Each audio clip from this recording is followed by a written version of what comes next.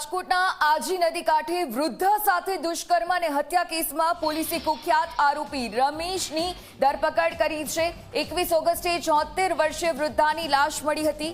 Police તપાસમાં દુષ્કર્મ બાદ હત્યા થઈ હોવાનું સામે આવ્યું। આરોપી વૃદ્ધાને ઘરે મૂકવાના બહાને અવાવરૂ સ્થળે લઈ ગયો હતો। સીસીટીવીના આધારે આરોપી ઝડપાયો।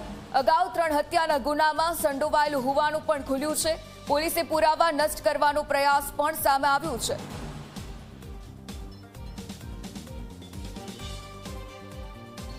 રાજકોટના આજી નદીના કાંઠે 21 ઓગસ્ટના એક વૃદ્ધાની લાશ છે તે મળી હતી અને પોલીસ તપાસની અંદર સામે આવ્યું હતું કે તેના પર દુષ્કર્મ આચરી અને તેની હત્યા છે તે કરવામાં આવી છે।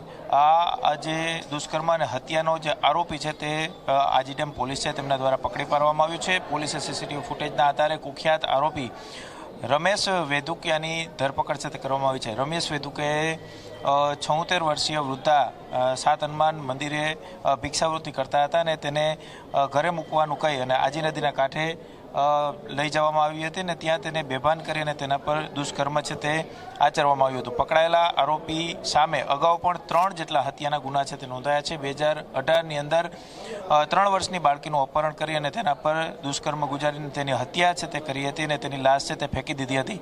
આ સમગ્ર કેસમાં સેશન્સ કોર્ટે તેને ફાંસીની સજા આપી હતી, પરંતુ જો કે હાઈકોર્ટ દ્વારા તેને 3 માસ પહેલાં તેને નિર્દોષ છે તે છોડી મૂકવામાં આવ્યો હતો। પુરાવાના અભાવે તેને નિર્દોષ છે તે છોડવામાં આવ્યો હતો। આરોપી વિકૃત માનસિકતા છે તે ધરાવે છે અને રિક્ષા ચલાવતા હોવાનું પણ સામે આવ્યું છે। હાલ વધુ એક જે હત્યાના ગુનામાં આ રમેશ છે તે ઝડપાયો છે ને તેની પોલીસ દ્વારા ધરપકડ છે તે કરવામાં આવી છે। પુરાવાનો નાશ છે તે રમેશે આ હત્યાની અંદર પણ કરવાનો પ્રયાસ છે તે કરવામાં આવ્યો છે, પરંતુ પોલીસે સમગ્ર મામલે ઊંડાણપૂર્વક તપાસ કરી અને આરોપી રમેશ વેદુકિયા છે કે તેની ધરપકડ છે તે કરી લીધી છે। ગૌરવ દવે, ઝી મીડિયા, રાજકોટ।